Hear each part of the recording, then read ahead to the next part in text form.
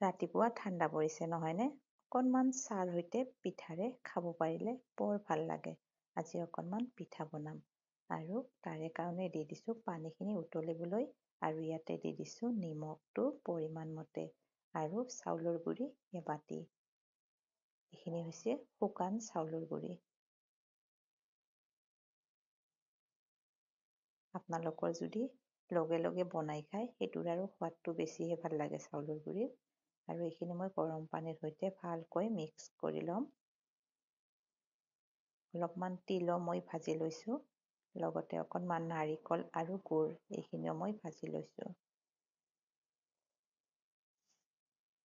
এতিয়া চাউলৰ গুড়িখিনি নুমাই এইখিনি ৰুটি বনা যেনেকৈ আমি আটাৰ ডোটো ঠিক তেনেদৰে ঠিক কৰি ল'ম।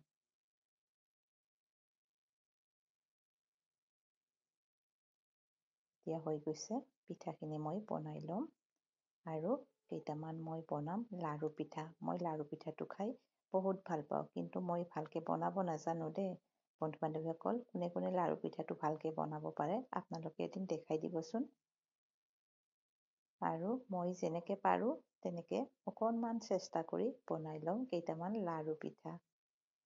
এয়া লাৰু পিঠাটো বেছি ভাল হোৱা নাই, তথাপি খাই ভাল পাওঁ সেইকাৰণে বনাই লওঁ। বহুতে কিন্তু বনাব পাৰে আৰু বহুত ধুনীয়া হয়, কিন্তু মোৰ পিঠাকেইটা ইমান ভাল নহ'ল।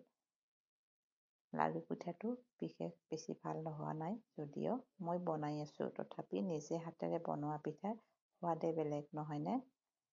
আৰু লগতে কেইটামান আমি এই পিঠাটোক উচা পিঠা বুলিও কওঁ বা কুলি পিঠা বুলিও কওঁ। আপোনালোকে কি পিঠা বুলি কয় জনাবচোন। আৰু কেইটামান মই তিলেদি বনাম। যিহেতু মোৰ মিষ্টাৰে নাৰিকল নাখায় সেইকাৰণে।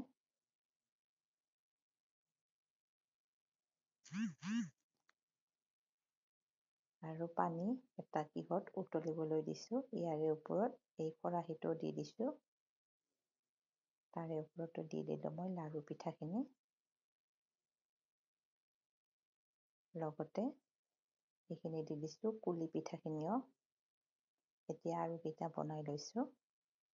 আৰু এতিয়া হৈ গৈছে মোৰ লাৰু পিঠাখিনি ৰেডি। নমাই ৰাখিলোঁ মই।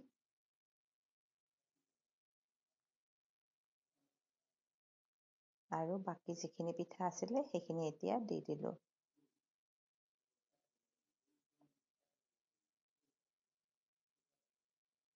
আৰু এইখিনি পিঠাও মোৰ হৈ গ'ল। দেখিছেনে, পিঠাখিনি বৰ ধুনীয়া হৈছে। দেখিবলৈ যদিও বেছি ভাল হোৱা নাই, খাবলৈ কিন্তু বৰ সোৱাদ লগা। আৰু এই পিঠাটো খাই বহুত ভাল লাগে কাৰণ এই পিঠাটোৰ একদম অইল ফ্ৰী পিঠা নহয়নে? কোনো ধৰণৰ ইয়াতে তেল নাই। গতিকে খাবলৈ বহুত সোৱাদ লগা পিঠাটো। বন্ধু বান্ধৱীসকল, কোনে কোনে খাই ভাল পায় জনাবচোন। আজি মোৰ ৰাতিপুৱাৰ চাহখিনি এই ধুনীয়া পিঠাৰ সৈতে সোৱাদ ল'ম। সকলোৱে ভালে থকা সুস্থ থকা